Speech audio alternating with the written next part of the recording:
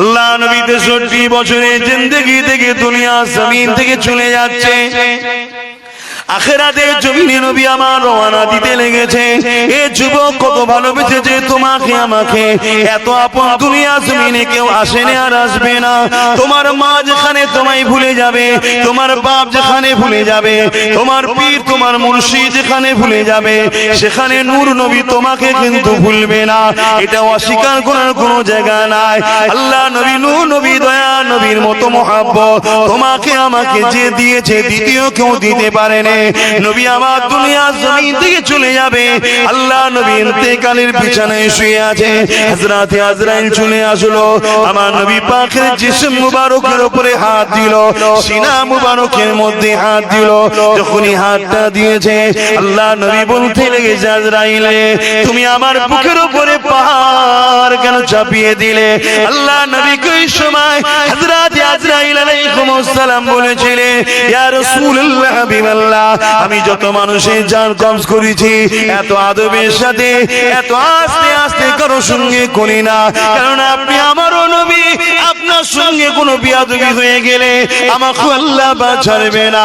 ইয়া রাসূলুল্লাহ হাবিবাল্লাহ, সব থেকে আসান ভাবে সব থেকে আদবের সঙ্গে আপনার সিনায় হাত রেখেছি, জানটা আপনার কবজ করতে লেগেছে। ওই সময় আল্লাহ নবী যে শুনলো এত আস্তে এত আসান ভাবে কারো করি না, আল্লাহ নবী নূরে চোখ দিয়ে পানি এসে গেল।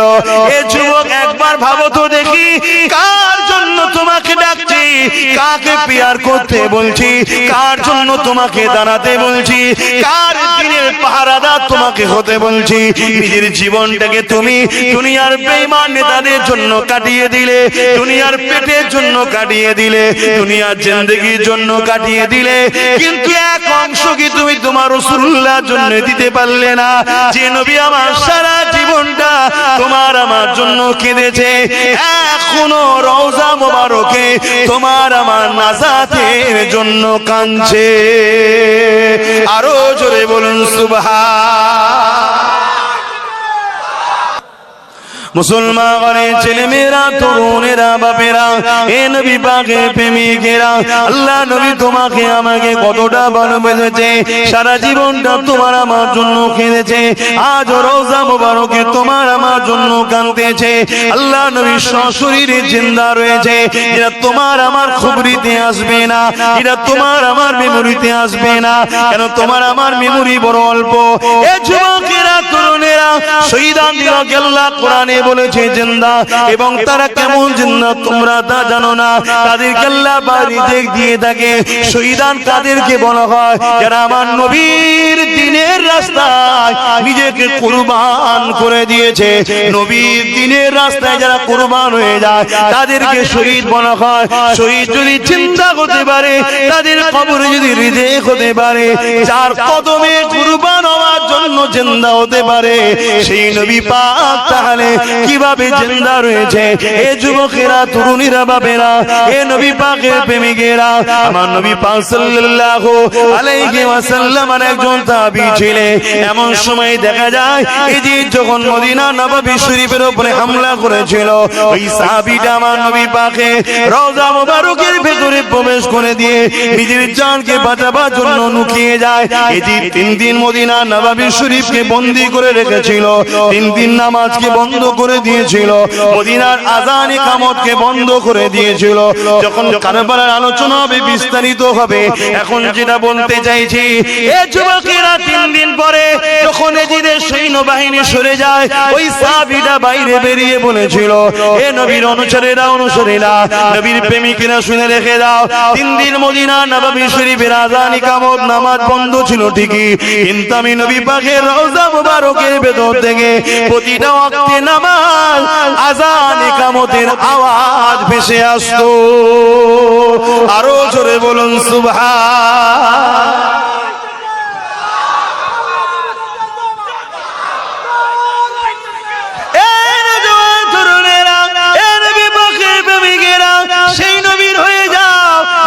সেই নবীর গোলাম বানিয়ে দাও।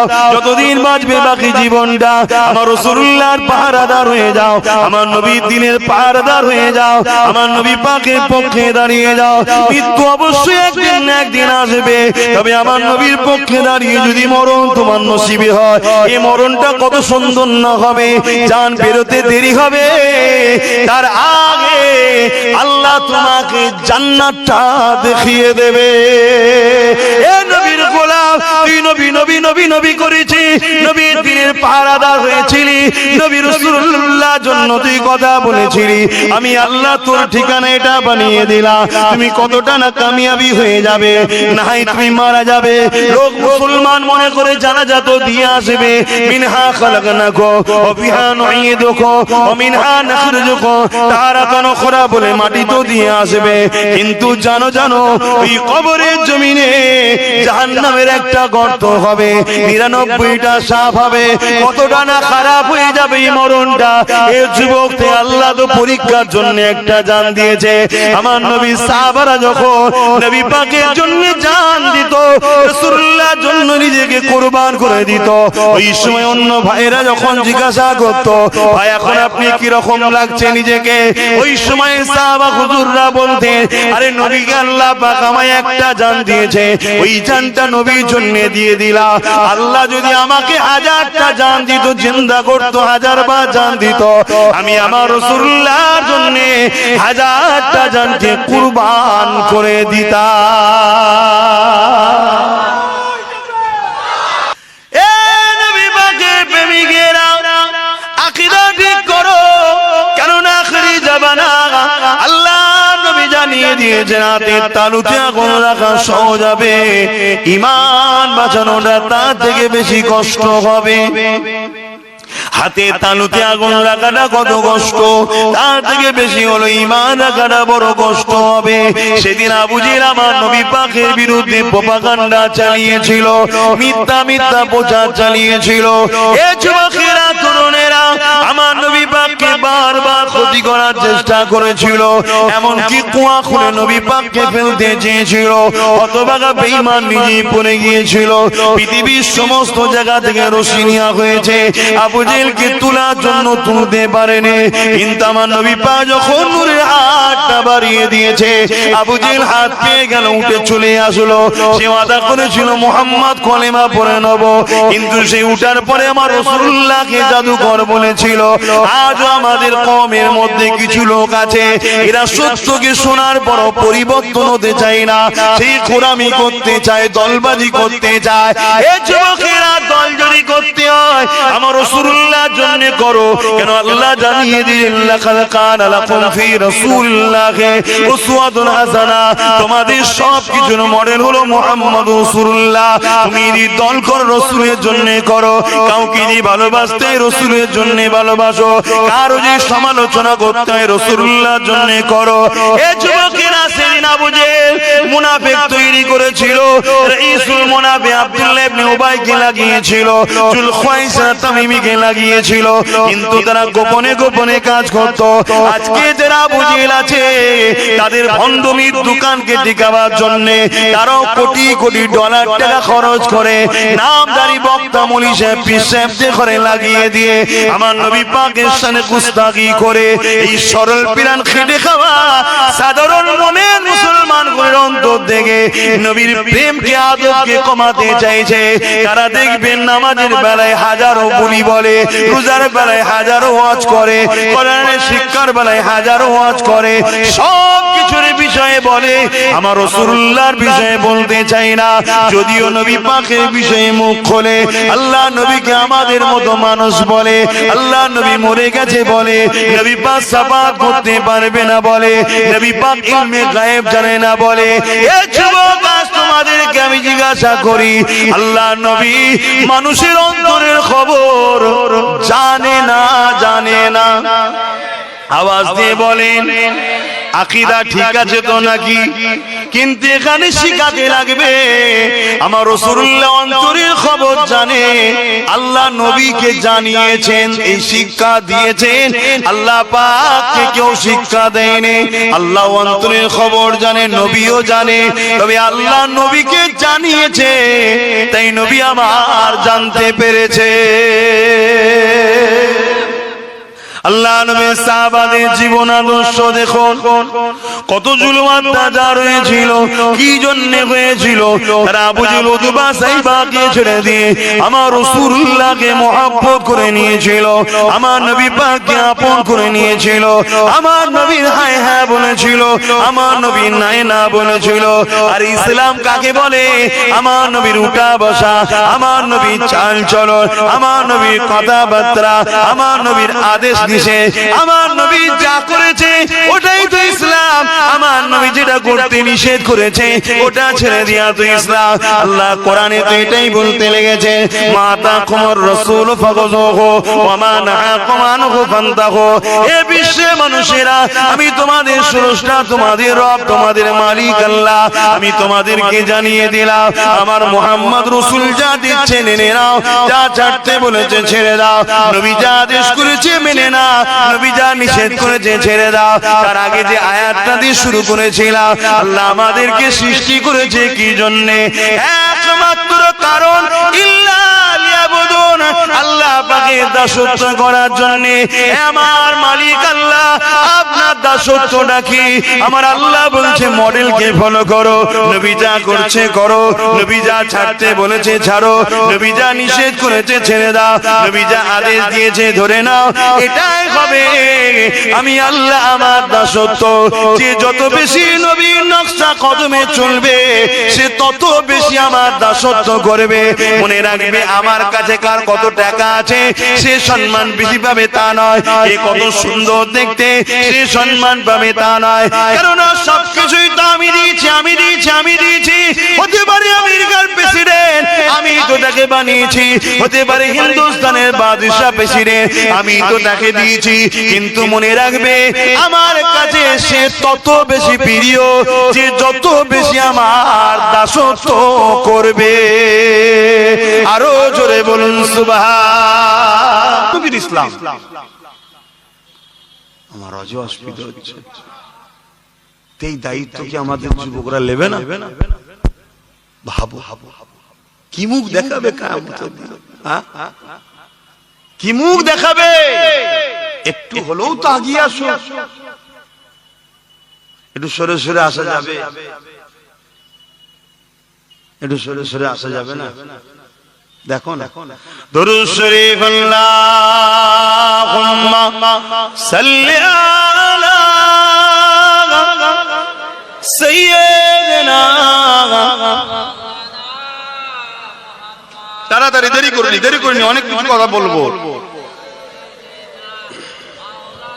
আর যাদের বিবেক লাগবে রাস্তা থেকে নেমে আসো, জায়গা যদি ফাঁকা হয়ে যায়। সরে সরে আসে, সরে সরে আসে, যে যেখানে আছে সামনে ফাঁকা জায়গা পূরণ করুন। এই বাবু সরে আসো, তাড়াতাড়ি আসো। फलक पर चाँद जैसा है, नबी का नाम ऐसा है, दिलों से गम मिटाता है, मोहम्मद नाम ऐसा है। जोरे बोलून ना सुभान अल्लाह, आरो जोरे बोलून सुभान अल्लाह। नारी दिबे, नारी दिबे। সবাই আমার সঙ্গে আমি বলবো লব্বাইক, আপনারা বলবেন ইয়া রাসূলুল্লাহ। হাত তুলে বলুন লব্বাইক, লব্বাইক, লব্বাইক, লব্বাইক। ইয়া রাসূলুল্লাহ বললে শিরক হবে নাকি? এরকম তো শোনা যায় যে নবীকে নাকি ডাকা যাবে না। হায় রে, হায় রে কপাল। নবীর থেকে চাওয়াও যায়, ডাকাও যায়। জোরে বলুন সুবহানাল্লাহ। নবীকে খোদা জেনে ডাকা, খোদা জেনে চাওয়া হারাম সেরে। কিছু বুঝতে পারলেন? নবীকে নবী জেনে চাওয়া, নবী জেনে ডাকা যায়, যে নবীর ক্ষমতা আল্লাহ দিয়েছে, নবীর কাছে চাইলে নবী দিতে পারবে। ক্ষমতা কে দিয়েছে? আল্লাহ দিয়েছে। এই নিয়েতে নবী জেনে চাওয়া, নবী জেনে ডাকা যায়। আর নবীকে কেউ যদি খোদা জেনে ডাকে, খোদা জেনে চায়, খোদা মেনে, তাহলে শিরক হয়ে গেল, কাফের হয়ে গেল। কথা মাথায় ঢুকলো? মায়ের কাছে চাইছে, সমস্যা নেই। মাকে ডাকছে, সমস্যা নেই। কথা কিছু মাথায়, মায়ের কাছে বলে না, বলেন মা খেতে দেন, খাবার মালিককে, মাকে বলেন কেন? প্রত্যেকটা মানুষ জানে খাবার মালিক আল্লাহ, কিন্তু মা আমার সংসারের তিনি গার্জেন। তার কাছে বলা মানে তার কাছে আল্লাহ যেটা মওজুদ করেছে সেটা দেবে। কথা মাথায় ঢুকছে? এই জন্য মুমিন যখন এই কথা বলে শিরক হয় না। কিন্তু আজ আমাদেরকে নবীকে ঘাবড়ে দিচ্ছে না, তাই নবী ছেলে। फलक पर चाँद जैसा है, नबी का नाम ऐसा है, दिलों से गम मिटाता है, मोहम्मद नाम ऐसा है। দিলে কষ্ট হচ্ছে, দুঃখ ব্যথা, সংসার জীবন হোক কারবার, নবীর উপরে দরুদ পড়ো, নবীর নাম লাও, অর্থাৎ দরুদ পড়ো, দেখবে দুঃখ কষ্ট আল্লাহ মিটিয়ে দেবে। জোরে বলবে সুবহানাল্লাহ।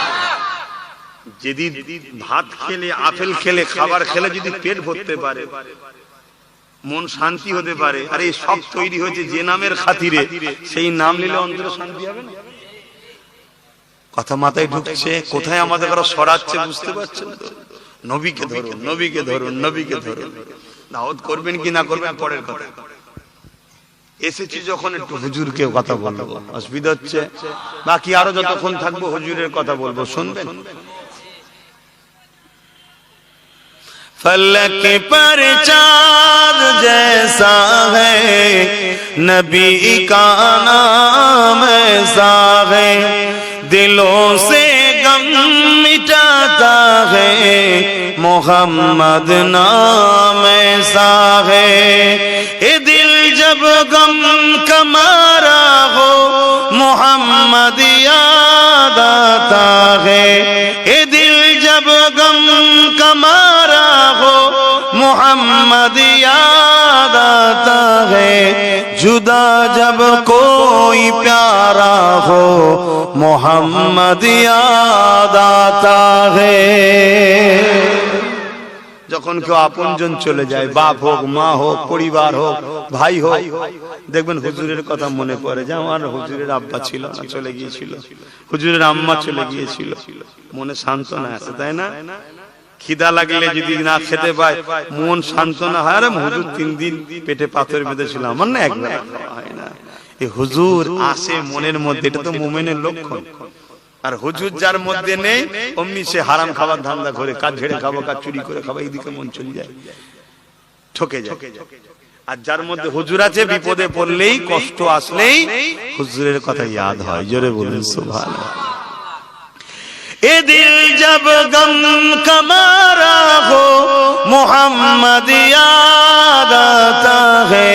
जुदा जब कोई प्यारा हो, मोहम्मद याद आता है। फलक पर चाँद जैसा है, नबी का नाम ऐसा है, दिलों से गम मिटाता है, मोहम्मद नाम ऐसा है। किसी का दिल दुखाओ ना, सताओ खल्क बारी को, किसी का दिल दुखाओ ना, सताओ खल्क बारी को, मेहरबानी का हर रास्ता मदीने को ही जाता है। मेहरबानी का हर रास्ता मदीने को ही जाता है। फलक पर चाँद जैसा है, नबी का नाम ऐसा है। अल्लाहुम्मा सल्ली अला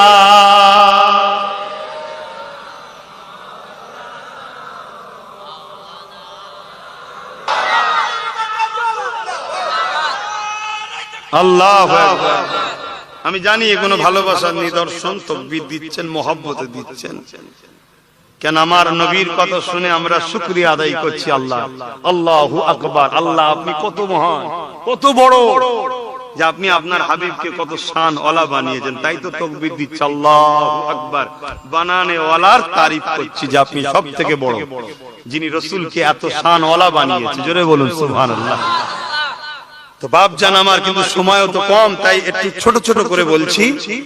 আমার নবী পাককে ভালোবাসে আশরাফুল মখলুকাত আমরা। মানুষ চাঁদের থেকেও দামি, ঠিক তো নাকি?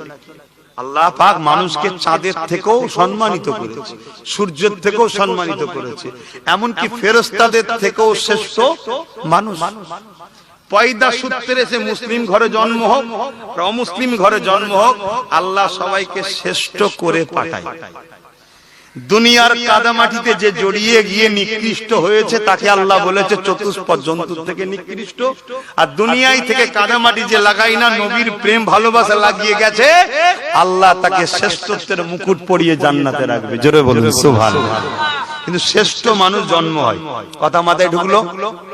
কিন্তু হায় হায় হায়, চাঁদও সে ঘোষণা দিচ্ছে, হায় রে মানুষ, আমার নবীর যখন আজমাতের উপরে, শানের উপরে, মর্যাদার উপরে প্রশ্ন উঠে যায়, তখন আমি নিজেকে দুটুকরো করে দেন নবীর গোলামের প্রমাণ দিই। জোরে বলুন সুবহানাল্লাহ। কিন্তু তোমরা কি করছো? চাঁদ আমাদেরকে জিজ্ঞেস করছে, করছে না করছে না? জিজ্ঞেস করছে। চাঁদও আমার রাসূলের গোলাম, তাই তো নাকি? যখন আমার নবীর আজমাত, নবীর প্রেম মহব্বতের উপরে, নবীর মাকামের উপরে, নবীর সম্মানের উপরে প্রশ্ন দাঁড়ায়, নবুয়তের উপরে যখন প্রশ্ন দাঁড়ায়, তখন চাঁদ নিজের কষ্ট দেখেনে, সে নিজেকে দুটুকরো করেছে। আমায় কেউ দুটুকরো করলো, এটা আলাদা কষ্ট, নিজে থেকে করা আরো বেশি কষ্ট, ঠিক তো নাকি?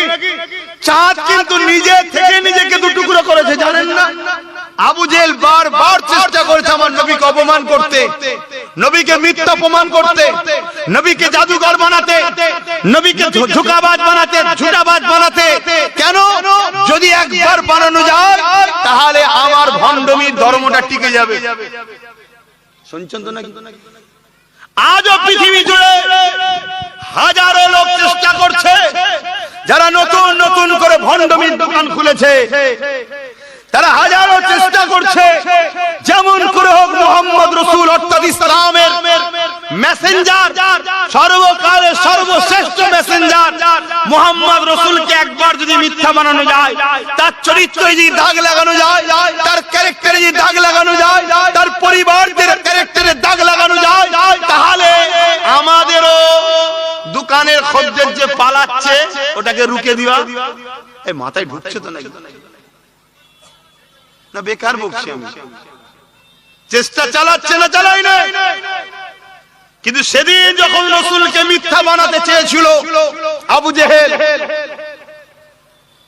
1 তারিখে পৃথিবী বিখ্যাত এক জাদুকর হাবিব ইয়ামানি তার নাম, একটু ঘটনাটা বলবো, অসুবিধা হচ্ছে। আমি সবাইকে জিজ্ঞেস করছি, শুনতে কারা চাইছেন একটু সাক্ষী দেন। আলহামদুলিল্লাহ, হাত নামান। হাবিব ইয়ামানি, ইয়ামানে বাড়ি। আবু জেহেল হাজারো চেষ্টা করে পারেনি, লাস্টে হাবিব ইয়ামানিকে ডাক দিয়ে চিঠি করেছে যে হাবিব ইয়ামানি, তুমি আমার ভাই হও, তুমিও ভণ্ডমি করে জাদু করা মানে তো বদমাই নাকি করো, আর আমিও তো করে বেড়াই। কিন্তু মুহাম্মদ রাসূল সাল্লাল্লাহু আলাইহি সাল্লাম, সে রাসূলও বলে, সাল্লাম বলে, আমি বলছি মুহাম্মদ শুধু বলেছে, কিন্তু আমি তো হয়ে বলতে পারছি না। কেন? আমার নবীর নাম আল্লাহ লাইনে লিয়েছে। আল্লাহ লিয়েছে নাকি?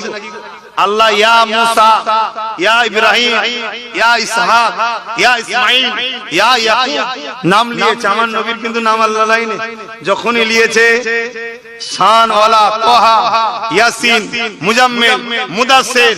আর যদিও রাসূল মুহাম্মদ বলতে হয়েছে, মুহাম্মাদুর রাসূল বলেছে। জোরে বলুন সুবহানাল্লাহ। কিন্তু আমরা আজকে কিভাবে নবীর নাম দিচ্ছি। আবার কিছু বক্তা বেরিয়েছে মুহাম্মদ সাহেব, কত বড় অমানুষীরা, আর এদের ঘরে সব দাওয়াত করে আমরা আবার হই হই করি অনেক মুসলমান। খারাপ লিখছেন, বাঁচাবার চেষ্টা করছি বাপ। ওয়াম্মা বিনিমাতি রব্বিকা ফাহাদ্দিস। আমার দিনকে দিন দুশ্মন বাড়ছে বলে ভাববেন না আব্বাস সিদ্দিকীকে আল্লাহ ঘরে বসিয়ে রেখেছে, না, আমাকে রোজই আল্লাহ তার বন্ধুর কথা বলাবার জন্য মাহফিলে নিয়ে যায়, আর রোজই যেখানে যায় হাজারো মানুষকে আল্লাহ জড়ো করে দেয়। এই জড়ো করে দিলাম, এবার তুই আমার বন্ধুর কথা বল, এই সুযোগটা আল্লাহ করিয়ে দেয়। বলুন আলহামদুলিল্লাহ। আমি জানি আমার প্রচুর দুশ্মন, তারপরেও আমার আল্লাহ আমাকে বসিয়ে রাখেন। আমি জানি আমার জলসায় বাধা হয়, আমার জলসায় থানা পুলিশ হয়, আমার জলসা কোর্ট থেকে পর্যন্ত পারমিশন করে আনতে হয়, আমার জলসা করার জন্য কমিটিকে কেস খেতে হয়। শুধু কমিটি নয়, কমিটির সাথে আমাকেও কেস খেতে হয়।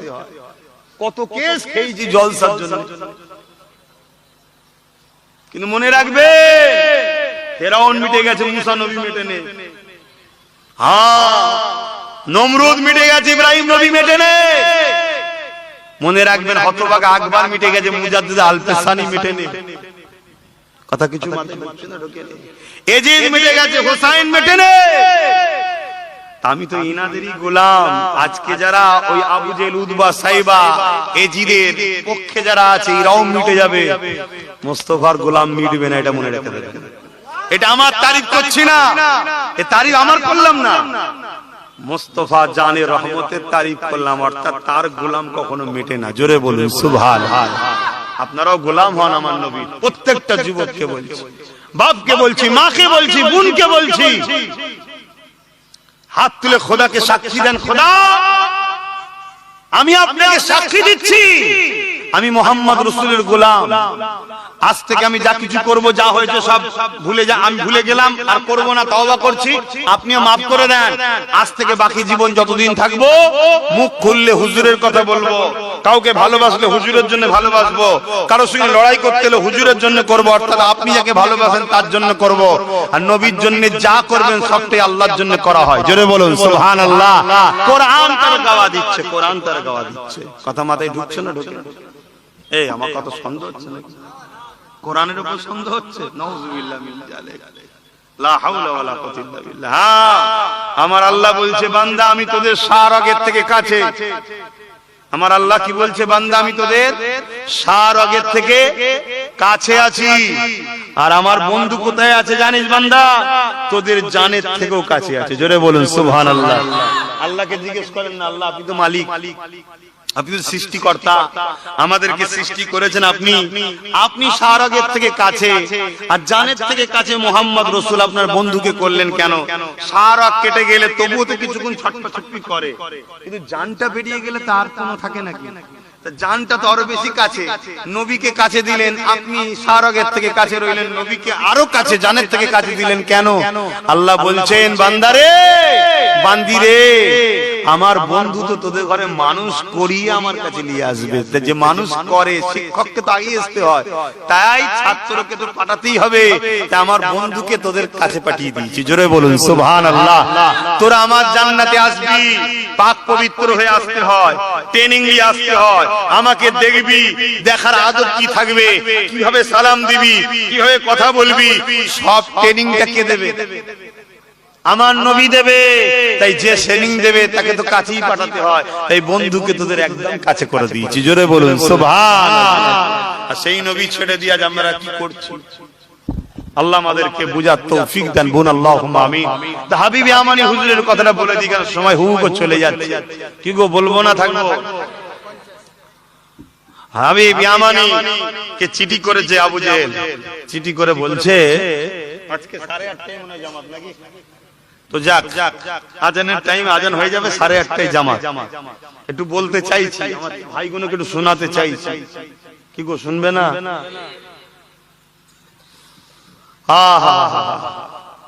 মনে রাখবে, এই দুনিয়ায় হাজার জন আছে, হাজার জনের প্রচার করতে, আর আমরা উলামারা আছি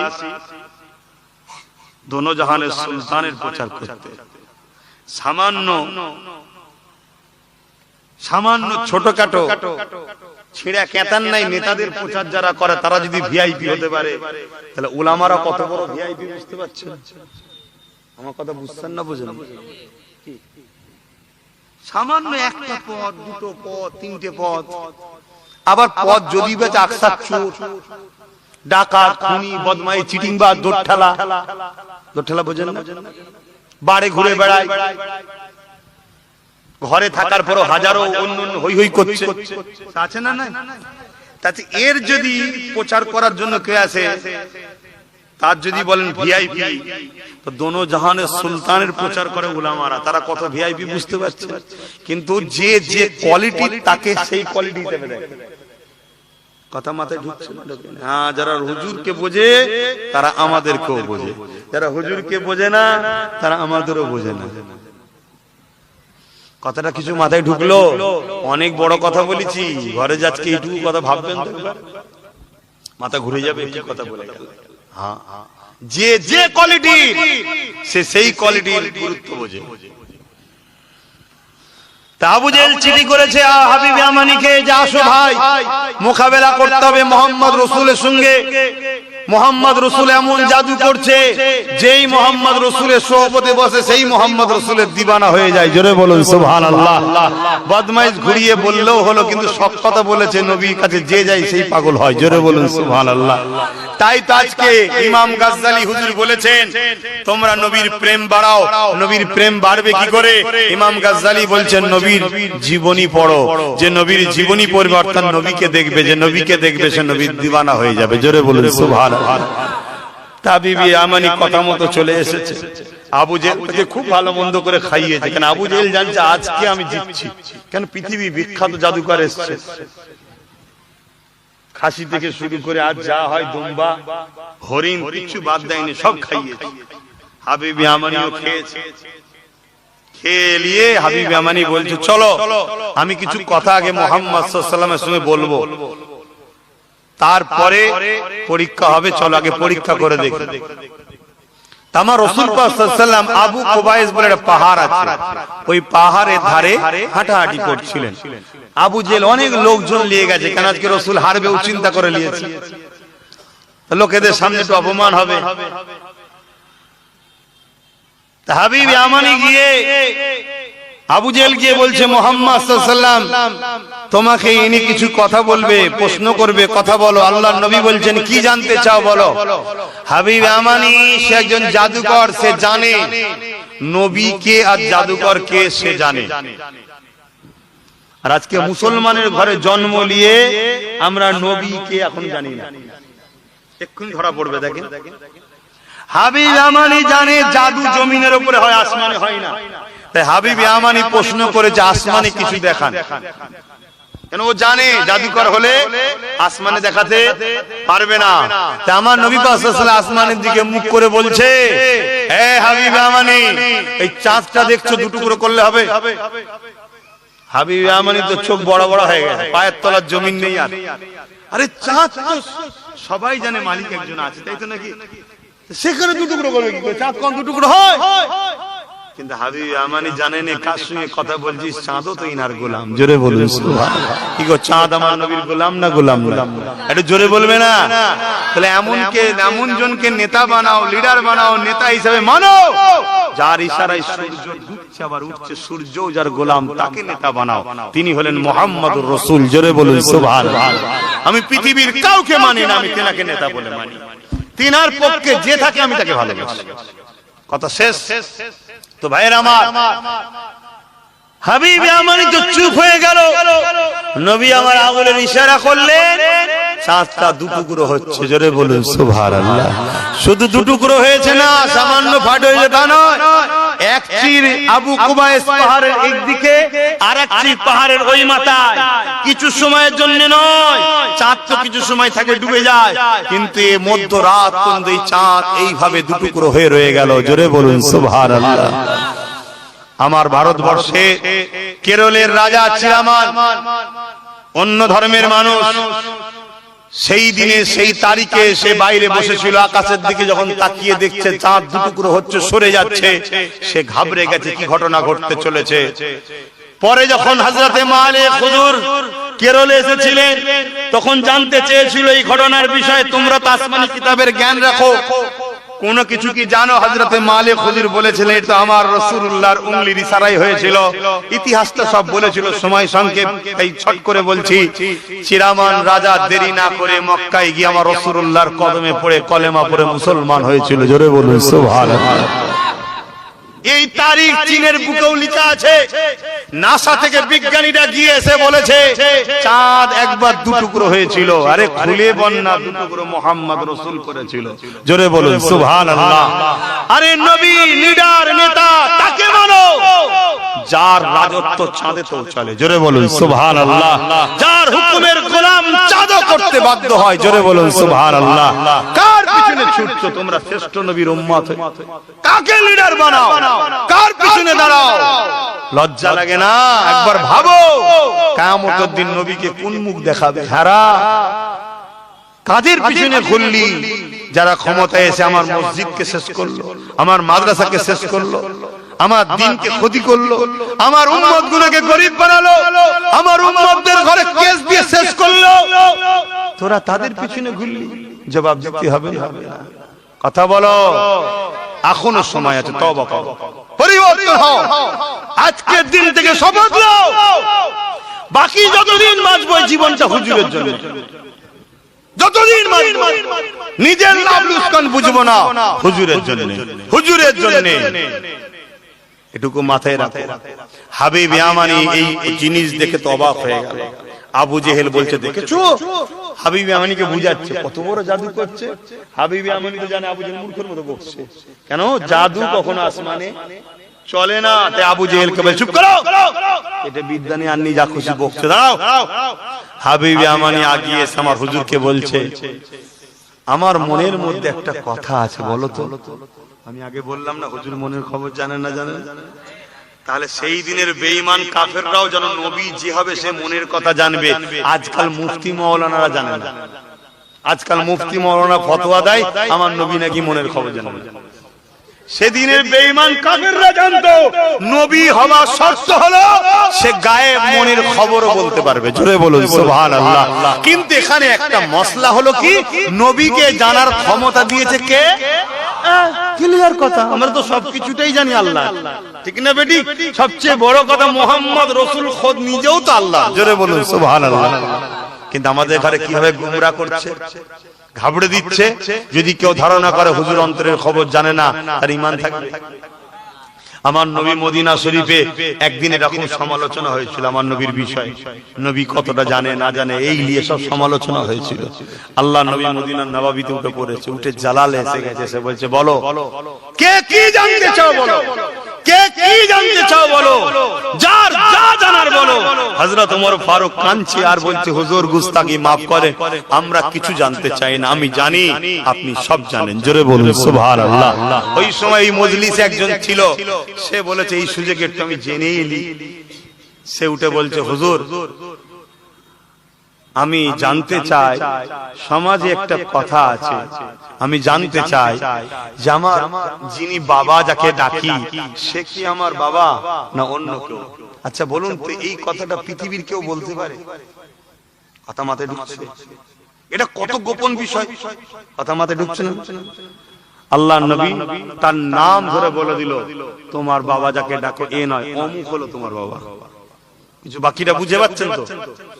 সে মায়ের কাছে চলে গেছে, যে মাকে যে বলছে মা মুহাম্মদ রাসূলের কথা বলেছে, মুহাম্মদ তো মিথ্যা বলে না।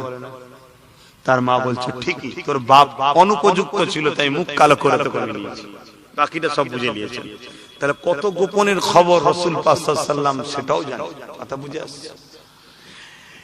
আমার নবী পাক সাল্লাল্লাহু আলাইহি ওয়াসাল্লাম কবে কিয়ামত হবে, কিভাবে হবে, ময়দানে মাশরে কি ঘটবে, জাহান্নামকে নিয়ে আসা হবে, সবকিছু বলেছে না বলেন? এ কিয়ামত হয়েছে এখন? কথা বলছে না? সব বলেছে না বলেন? তাহলে নবী জানেন না জানেন না? এই নবীকে জানিয়েছে কি? হ্যাঁ, এই জায়গাটাই তো ব্যাপার। তাহলে হযরতে এমন করে হাবিব ইয়ামানি কি বলছে যে আমার মনের মধ্যে একটা কথা আছে, বলুন তো কি? আল্লাহ নবী বলছে হাবিব ইয়ামানি তোর একটা জন্মগত কন্যা সন্তান আছে, বয়স 7-8 বছরের, যে বড় প্যারালাইসিস রোগী, জন্মগত পর্যন্ত নাকি পায়ে হাঁটে চলতে পারে না। তোর মনের মধ্যে এই কথাটা বড় কষ্ট দেয়, যদি তোর মেয়েটা সুস্থ হয় তুই বড় খুশি হবি। হাবিব আমানির চোখ ছলছল হয়েছে, আপনি সত্য বলেছেন, কিন্তু তখনও কলমা পড়ে। এত সহজ ইসলাম আসে না তোমার এই সিরাজ না কি বলে, আজকে তো দাড়ি টুপি অনেক, মসজিদ মাদ্রাসা অনেক, খুব হই হই করছেন, অনেক কষ্টের পর ইসলাম এসেছে বাপ। হাবিবে আমানি সুজা চলে গেল, আবু জেহেল তাকে দাঁড় করাচ্ছে, আবু জেহেলকে বকে টোকে চলে গেছে, কেন ও ধরে নিয়েছে যে আবু জেহেল বোকা। সোজা নিজের দেশে আমিনে যাচ্ছে, অনেক রাস্তা অতিক্রম করে, তখনকার সময় ফোনও ছিল না, কথা বলে নেবে হ্যালো এসব লাইন ছিল না, অনেক দূরের রাস্তা গিয়ে ঘরের দরজা আঘাত দিয়েছে। ঘরের দরজা আঘাত দিয়ে হাবিবে আমানি অবাক হয়ে গেল। কি অবাক হলো, দরজাটা খুলে যখনই হাবিবে আমানি দেখে ওই যে কন্যাটা যে কিনা পাইদাইস প্যারালাইসিস ছিল, পায়ে চলতে বাধ্য না, সে পায়ে দাঁড়িয়ে হেঁটে হেঁটে বাপের দরজা খুলে দিয়েছে। তরুণের বাপেরা, হাবিবে আমানির মুখের কথা আর বেরোচ্ছে না, জিজ্ঞাসা করছে মারে তোর অবস্থা কেন? ওই সময় কন্যা বলতে লেগেছে বাবা যান, এমন একটা মানুষ আমার ঘুমের মধ্যে এসেছিল, আমাকে জাগিয়ে তুললো, তুলে বলল বাবা তুমি উঠে দাঁড়াও। আমি বললাম আমি উঠে দাঁড়াতে পারি না। ওই সময় তিনি বলল বাবা বলো লা ইলাহা ইল্লাল্লাহ মুহাম্মাদুর রাসূলুল্লাহ, এই বাণীটা বলালো আর বলল বিসমিল্লাহ বলে হাঁটো। আমি যখনই বিসমিল্লাহ বলে চলা শুরু করলাম, আমার আব্বা হাবিবে আমানি আমি হাঁটতে শুরু করলাম। এই না জওয়ান তরুণেরা চোখ ভরা পানি নিয়ে হাবিবে আমানি জানতে চাইছে মারে একটু হুলিয়াটা বলো, একটু বিবরণটা বলো, তিনাকে কেমন দেখতে। হাবিবে আমানির মেয়ে আমার রাসূলুল্লাহ নকশাটা বলতে লেগেছে। ওই নকশার কথা যখনই বলে হাবিবে আমানি তো দেখে গেছে, মিলে যাচ্ছে। ওই সময় হাবিবে আমানি চলে যেতে লেগেছে, আর ঘরের মধ্যে ঢুকছে না, মক্কা জমিনে আসার জন্য ছটফট করছে মনটা। ঠিক সেই সময় মেয়ে বলে আব্বা ওই মানুষটা একটা কথা বলেছিল। কি কথা বলেছিল রে মা? ওই মানুষটা বলেছিল মা রে কলেমা পড়ে নাও মা, খুব শিগগিরই তোমার আব্বা এই কলেমাটা পড়ে নেবে।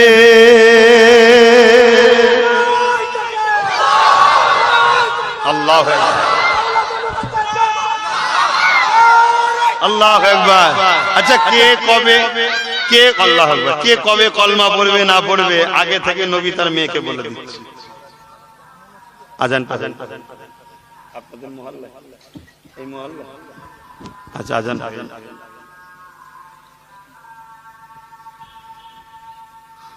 আসাদুল্লাহ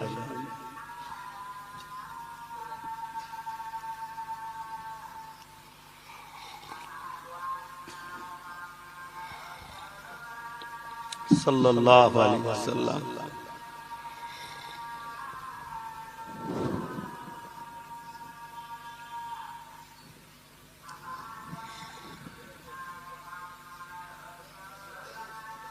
সাল্লাল্লাহু আলাইহি ওয়াসাল্লাম কুররাতু আইনি ইয়া রাসূলুল্লাহ।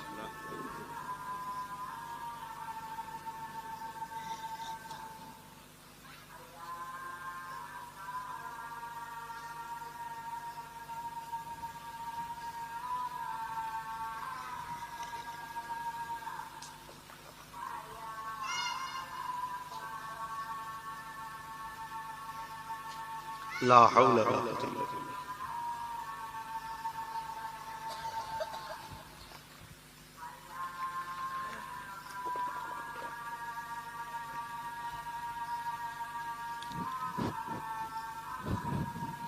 লা হাওলা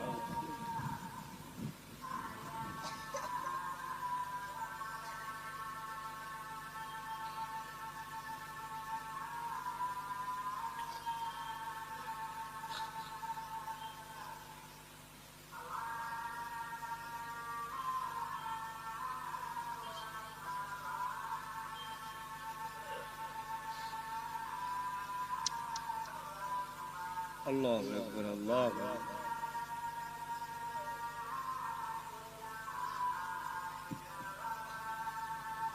اللهم ربنا صفة الفضيل والدرجة الرفيقة واسعه مقام الذي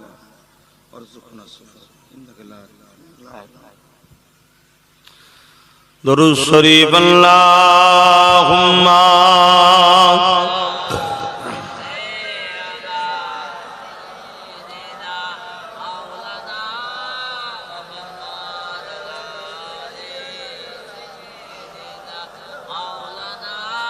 আমার আব্বা জানেরা আজান হয়ে গেছে, দোয়া করতে সময় লাগবে, নামাজের দিকে আমাদেরকে তৈরি হতে হবে, কারণ নামাজ নবী বলেছেন আমার চোখের ঠান্ডা। জোরে বলুন সুবহানাল্লাহ। নামাজ আল্লাহর নবী বলেছে কেউ সিজদা যখন দেয় এ কপাল আল্লাহর কুদরতি কদমে পড়ে। জোরে বলুন সুবহানাল্লাহ। তবে নবীকে দিলে আদব ও প্রেমের সাথে রেখে যারা নামাজ পড়ে তাদের নামাজ কবুল হয়। যাদের দিলে নবী নাই, আদব নাই, প্রেম নাই, তাদের নামাজ কবুল। এটা মাথায় রেখে দেবেন। নবীকে ভালোবাসেন, আসেন আর কথা নয়, নূর নবীর উপর একটু সালাত ও সালাম। ইয়া নবী সালাম।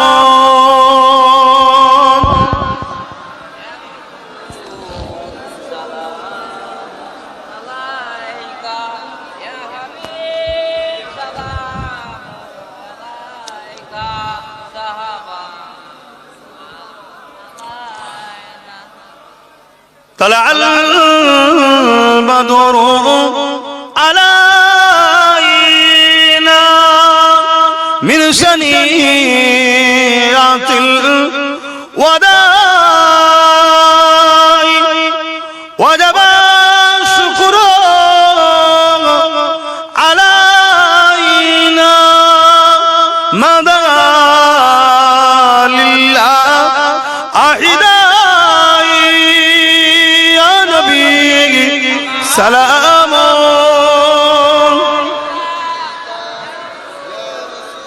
سلام عليك يا حبيب سلام عليك صلوات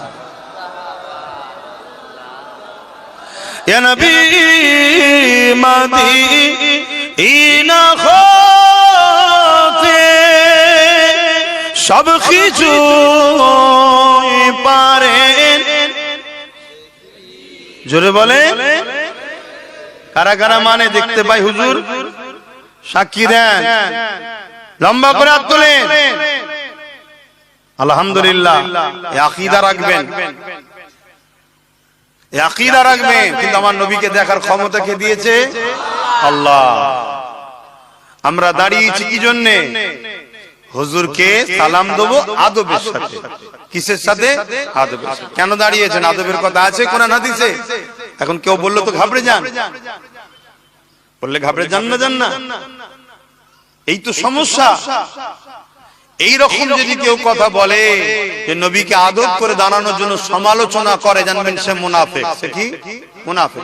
কেউ যদি না দাঁড়ায় তাকে আমি মুনাফিক বলবো না, তাকে আমি মুনাফিক বলবো না। তার প্রেম তার কাছে।